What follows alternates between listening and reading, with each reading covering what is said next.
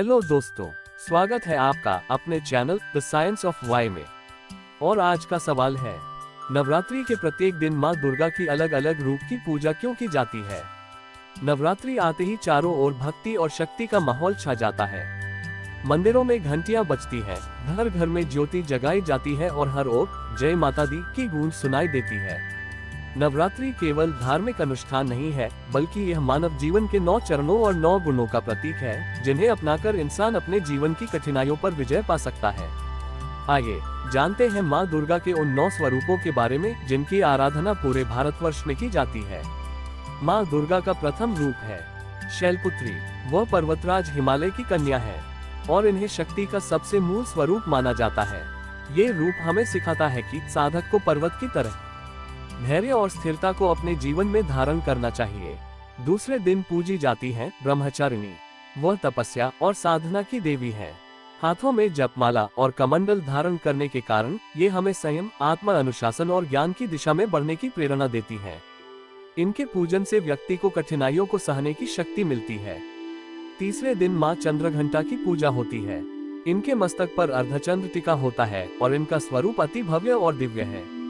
ये रूप शांति और वीरता का संगम है, जो भक्तों को साहस और निर्भयता प्रदान करता है। चौथे दिन पूजी जाती है कुष्मांडा। ऐसा माना जाता है कि इन्हीं की शक्ति से सृष्टि की उत्पत्ति हुई थी। इन्हें ब्रह्मांड की जननी भी कहा जाता है।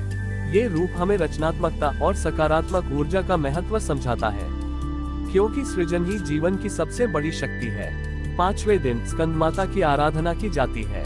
वह भगवान कार्तिकेय की माता है। उनका स्वरूप मातृत्व और करुणा से भरा हुआ है। इनके पूजन से हमें प्रेम, ममता और सेवा का भाव प्राप्त होता है। ये रूप हमें बताता है कि शक्ति का सबसे बड़ा रूप मातृत्व है।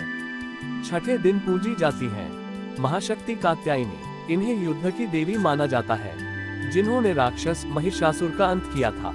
ये रूप धर्म और न्याय की रक्षा के लिए प्रेरित करता है। जब जीवन में अन्याय हावी हो, तब साहस और धर्म युद्ध आवश्यक हो जाता है।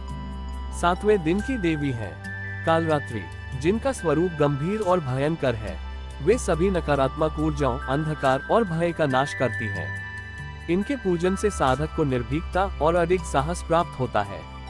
ये रूप हमें सिखाता है कि हमें अपने भीतर बसे भय और नकारात्मकता का सामना करना चाहिए। आठवें दिन माता महागौरी की पूजा होती है। वे सौंदर्य और निर्मलता की प्रतीक है। इनके पूजन से जीवन में शुद्धता, शांति और पवित्रता आती है। ये रूप हमें ये सिखाता है कि बाहरी जीत से पहले जरूरी है भीतर की शुद्धता। नवमी के दिन पूजी जाती है सिद्धिदात्री। ये देवी भक्तों को सभी सिद्धियां और आशीर्वाद प्रदान करती हैं। इनके पूजन से व्यक्ति को आत्मबल और ज्ञान की पूर्णता प्राप्त होती है। ये रूप हमें बताता है कि साधना और भक्ति का अंतिम लक्ष्य आत्मसिद्धि है।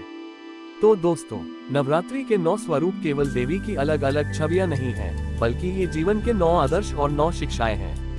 शैलपुत्री का धैर्य, ब्रह्मचारिणी का तप, चंद्रघंटा का साहस, कुष्मांडा की ऊर्जा, स्कंद माता का मातृत्व, कात्यायनी का धर्मयुद्ध, कालरात्रि का निडरता, महागौरी की शुद्धता और सिद्धिदात्री का ज्ञान। अगर ये 9 गुण हम अपने जीवन में धारण कर ले तो अज्ञान, भय और कठिनाइयां कभी भी हमें रोक नहीं पाएंगी।